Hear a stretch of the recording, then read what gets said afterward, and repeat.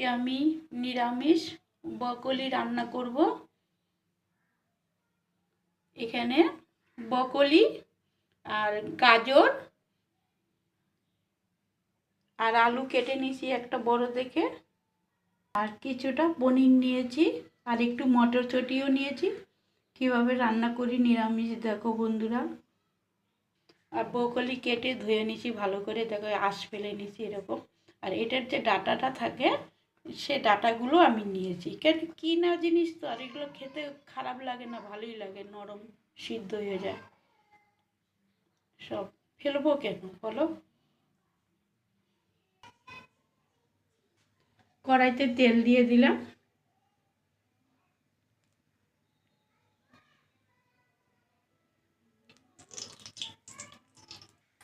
পনিরটা একটু ভেজে নেব।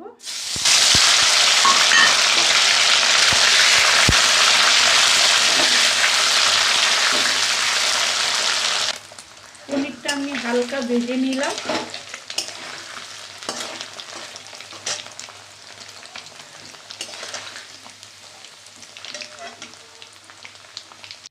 একটা তেজপাতা দিলাম, অল্প সাদা জিরা দিলাম,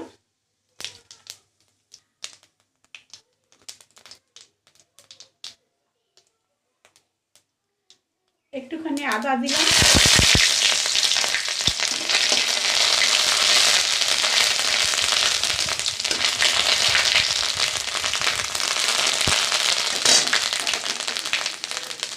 আর সবজিগুলো দিয়ে দিলাম, সাথে আলুও দিয়ে দিলাম।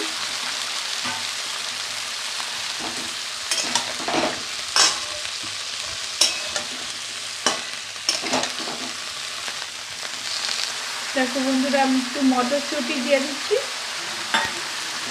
একটু নেড়ে চেড়ে দিই। খুবই অল্প উপকরণ দিয়ে রান্না করবে, ভালো এই বকলিটা খাওয়াও ভালো।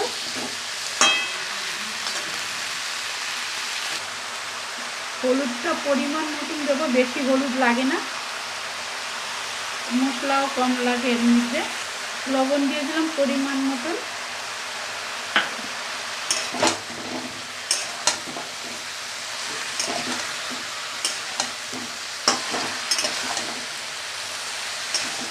ভালো করে এটা দিয়ে কষাবো এখন।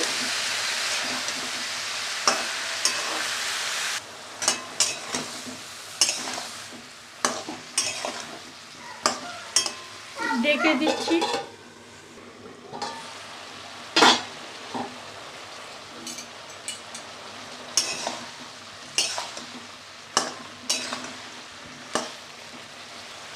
কাঁচা লঙ্কা দিয়ে দিলাম চিড়ে,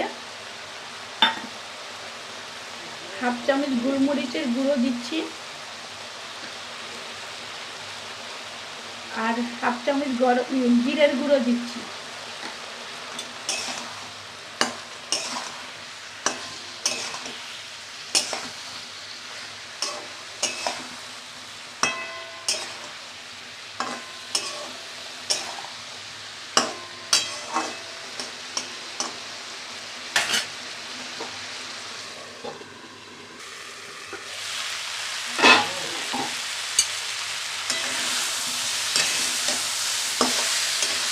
দেখো মশলাটা দিয়ে কিন্তু আমি ভালোভাবে কষিয়ে নিয়েছি।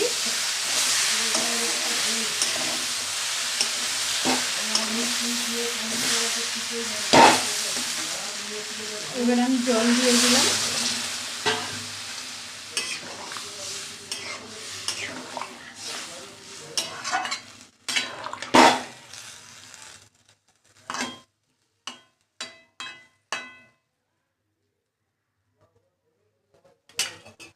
এবার ফুটলে পরে পনিরটা দিয়ে দেবো। গ্রেভিটা আমার ফুটে গেছে, সবজিটা। এবার আমি পনিরগুলো দিয়ে দিচ্ছি।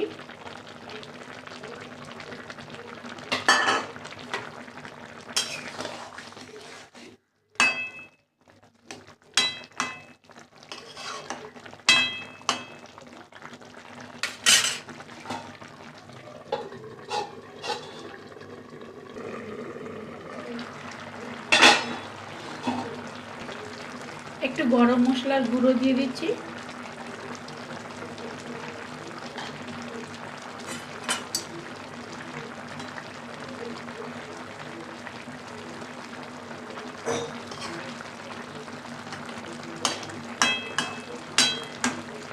আর 1 চামচ চিনি দিয়ে দিলাম, ছোট চামচের। নিরামিষ তো একটু মিষ্টি মিষ্টি ভালো লাগবে।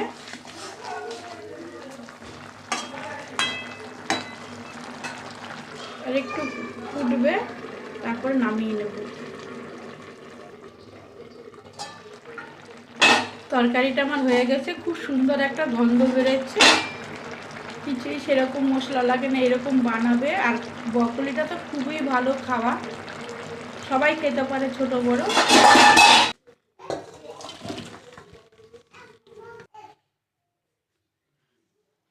খুব সুন্দর হয়েছে। ভালো লাগলে একটা লাইক দেবে, এরকম বানাবে হালকা উপকরণ দিয়ে। ছোটোর থেকে বড় সবাই খেতে পারে এই সবজিটা। কলমি শাকটা আমি বেছে ধুয়ে নিয়েছি, এবার কেটে নেবো, নিরামিষ বানাবো। আর আজকে সিম বাটা করব নিরামিষ, সম্পূর্ণ ভিডিওটা দেখবে। কলমি শাকটা কুচিয়ানো হয়ে গেছে, কড়াইতে তেল দিয়ে দিলাম।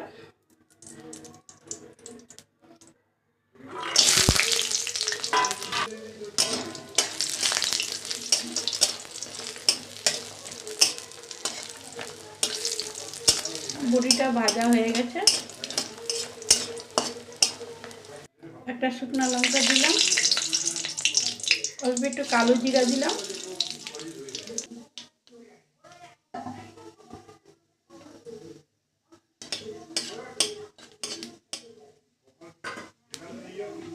শাকটা দিয়ে দিলাম, 4টে কাঁচা লঙ্কা দিলাম, একটু লবণ দিলাম পরিমাণ মতো, বড়িগুলো দিয়ে দিলাম, একটু হলুদ দিলাম,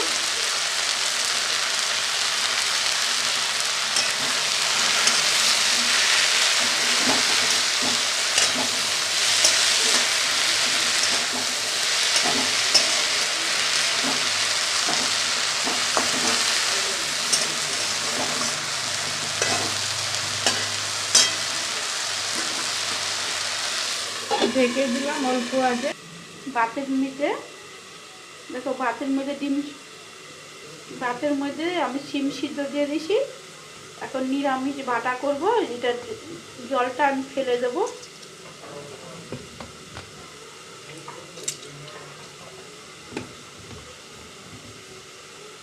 আমি জলটা ঝরিয়ে নিলাম, 2টো শুকনো লঙ্কা নিলাম, আর একটু সর্ষে নিব, বেশি নেব না। আর কটা ধনে পাতা নিলাম, সর্ষে অল্পই নেব। একসঙ্গে ধনে পাতা লঙ্কা বেটে নেব।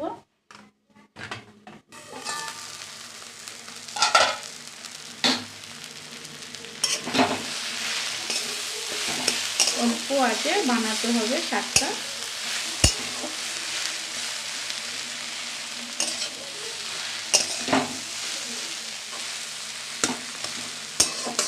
সব ভেঙে ভেঙে দিতে হবে। কতটা শাক ছিল দেখো, কতটা হয়ে গেছে, আর একটু হবে। অল্প আজে বসিয়ে রাখলাম। দেখো, শুকনো লঙ্কা আর ধনে পাতা আর সর্ষে একটু বেটে নিলাম ভালো করে। এবার সিমটা মুটি করে জলটা চিপে নিলাম ভালো করে, যাতে জল না থাকে, তাহলে জল থাকলে ভালো লাগবে না এই বাটাটা। এবার একসঙ্গে বেটে নেব, অল্প লবণ দেব, এবার বেটে নেব।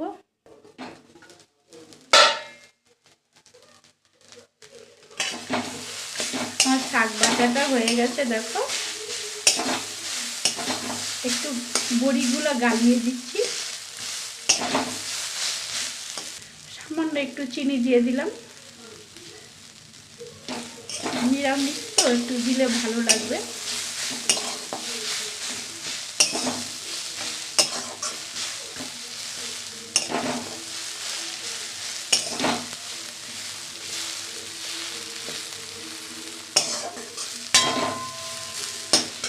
হয়ে গেছে, এবার নামিয়ে নিচ্ছি।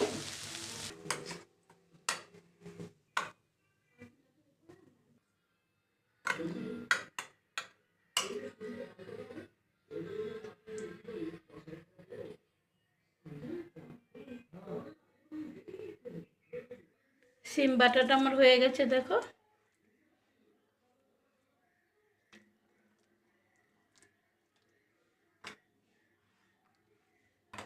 এরকম বানিয়ে খাবে, নিরামিষ ভালো লাগবে।